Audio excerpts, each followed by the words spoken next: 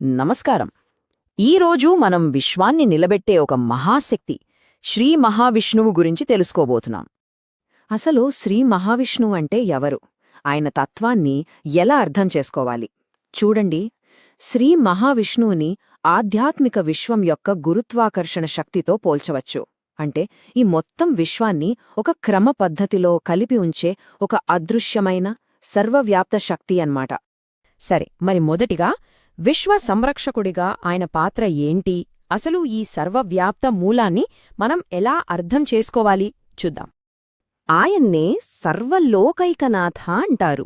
అంటే సర్వలోకాలకు, అంటే ఉన్న అన్ని లోకాలకు ఏకైకనాథుడు, అంటే ఒకే ఒక్క ప్రభువు అని అర్థం. దీన్ని బట్టి ఆయన అధికారం ఎంతటిదో మనం ఊహించుకోవచ్చు. అంతేకాదు, ఆయన్ని సురేష్ అని కూడా అంటారు. అంటే దేవతలకే ప్రభువు. దీన్ని బట్టి మనకు ఏమర్థమవుతుంది? ఆయన కేవలం లోకాలకే కాదు, దేవతలకు కూడా అధిపతి. అంటే సమస్త సృష్టికి ఆయనే ఆదిమూలమన్మాట. మరి ఇంతటి అపారమైన శక్తికి ఒక రూపం ఉంటుందా? శాస్త్రాల్లో ఆ శాంతి స్వరూపాన్ని ఎలా వర్ణించారు? ఆ ప్రతీకల వెనుక ఉన్న అర్థమేంటో ఇప్పుడు చూద్దాం. ఆయన రూపాన్ని విశ్వంతో పోలుస్తారు. గగన సదృశ్యం అంటే ఆకాశమంత విశాలమైనవాడు. మేఘవర్ణం అంటే ముదురు నీలపు మేఘంలాంటి వర్ణం కలవాడు. ఇక శుభాంగం అంటే ఆయన అవయవాలు స్వతహాగా శుభాన్ని, మంగళాన్ని కలిగిస్తాయని అర్థం. చూసారా, ప్రకృతిలోని గొప్ప అంశాలతో ఆయన రూపాన్ని వర్ణిస్తున్నారు. ఇక్కడ చాలా ఆసక్తికరమైన విషయం గమనించాలి. ఆయన్ని శాంతాకారం అంటారు. అంటే శాంతికి ప్రతిరూపం. భుజగశయనం అంటే ఆదిశేషవు అనే మహాసర్పంపై పవళించి ఉంటాడు. ఇక పద్మనాభం అంటే ఆయన నాభి నుండి ఒక పద్మం పుడుతుంది. అదే సృష్టికి మూలం.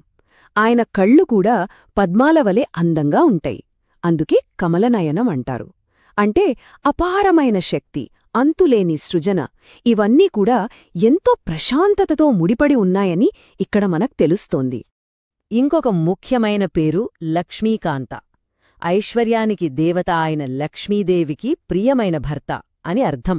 అంటే విశ్వాన్ని రక్షించే ఆ మహాశక్తి ఎప్పుడూ సంపదతో, శ్రేయస్సుతో కలిసే ఉంటుందని దీని భావం. ఇప్పటివరకు ఆయన రూపాన్ని, తత్వాన్ని చూశాం. సరే, మరి ఆయన ప్రధాన కర్తవ్యమేంటి? అంతిమ రక్షకుడుగా ఆయన మనల్ని భయం, పాపంలాంటి వాటి నుండి ఎలా కాపాడతారో ఇప్పుడు తెలుసుకుందాం. చూడండి, మన జీవితంలో ఎదురయ్యే కొన్ని పెద్ద సమస్యలకు ఆయనే పరిష్కారం. ఉదాహరణకు, బ్రతుకుతామో లేదో అనే భయం. దాన్ని పోగొట్టేవాడు ఆయనే. అందుకే భవభయహరం అన్నారు. మనం చేసిన పాపాల భారాన్ని తొలగిస్తాడు కాబట్టి పాపనాశకం. ఇక లోకానికి ముప్పు కలిగించే దుష్ట శక్తులను, రాక్షసులను సంహరిస్తాడు. అందుకే దుష్ట దైత్యహర. మన సమస్యలకు ఆయనే దైవిక పరిష్కారమన్నమాట. మరి రక్షణ కార్యాన్ని ఎలా నెరవేరుస్తాడు? ఆయన పంచాయుధపాణి, అంటే 5 దివ్యమైన ఆయుధాలను చేతిలో ధరించి ఉంటాడు. ఆ ఆయుధాలలో ముఖ్యమైనవి శంఖం, చక్రం. అందుకే ఆయన్ని శంఖచక్రధర అంటారు. మరి ఎవర్ని రక్షిస్తాడు? అశరణ శరణ, అంటే ఎవరికీ దిక్కులేనివారికి ఆయనే చివరి ఆశ్రయం. మరి ఎలా వస్తాడు? గరుడగమన, అంటే తన వాహనమైన గరుత్మంతునిపై వేగంగా వచ్చి కాపాడతాడు. దీనిబట్టి ఆయన రక్షణ ఎంత సంపూర్ణమైనదో, ఎంత త్వరగా అందుతుందో తెలుస్తోంది. సరే, ఒకే దైవాన్ని ఇన్ని పేర్లతో, ఇన్ని రూపాల్లో ఎందుకు పిలుస్తారు? ఆ ఒకే అత్యున్నత శక్తి యొక్క విభిన్న కోణాలను, నామాలను ఇప్పుడు చూద్దాం. ఇక్కడ కొన్ని ముఖ్యమైన పేర్లు, అవతారాలు చూడండి. నారాయణ అంటే మానవాళికి అంతిమ గమ్యం. హరి అంటే మన దుఃఖాలను హరించేవాడు. అలాగే మనకు తెలిసిన రాముడు, కృష్ణుడు, దామోదరుడు, వీళ్లంతా ఆయన అవతారాలే. లోకాన్ని రక్షించడానికి, పాపాన్ని నాశనం చేయడానికి ఆయన ధరించిన రూపాలివి. అంటే ఒకే శక్తి వేర్వేరు సమయాల్లో, వేర్వేరు పనుల కోసం, వేర్వేరు రూపాల్లో మన ముందుకొస్తుందన్నమాట. ఇవన్నీ తెలుసుకున్నాం కదా. మరి భక్తి మార్గంలో ఉన్నవారికి ఇవన్నీ ఎలా దారి చూపిస్తాయి? ఆ శాంతి మార్గమేంటో, భక్తి యొక్క అసలైన అర్థమేంటో ఇప్పుడు చూద్దాం. భక్తికి కేంద్రం 2 విషయాలు. ఒకటి, అగణిత గుణగణ, అంటే లెక్కలేనన్ని మంచి గుణాలు కలవాడని ఆయనను కీర్తించడం. 2, భూరి కరుణయ, అంటే ఆయనకున్న అపారమైన దయాకరుణను స్మరించుకోవడం, ఆయన సద్గుణాలను, ఆయన కరుణను తలుచుకోవడమే భక్తికి మూలం. అందుకే భక్తులు ఇలా ప్రార్థిస్తారు: గరుడగమన తవచరణ కమలమివ మనసిలూం నిత్యం.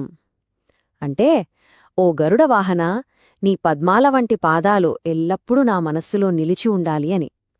ప్రాపంచిక బాధల నుండి ఉపశమనం పొందడానికి ఆయన పాదాలపై మనస్సును లగ్నం చేయడమే మార్గమని దీనర్థం. ఈ గందరగోళ ప్రపంచంలో మనకు అసలైన శాంతి ఎక్కడ దొరుకుతుంది? ఈరోజు మనం తెలుసుకున్నదాన్ని బట్టి లక్షలాది మందికి ఆ సమాధానం ఈ సర్వవ్యాప్తమైన, స్థిరమైన మహాశక్తితో మనసును అనుసంధానం చేసుకోవడంలోనే దొరుకుతుంది.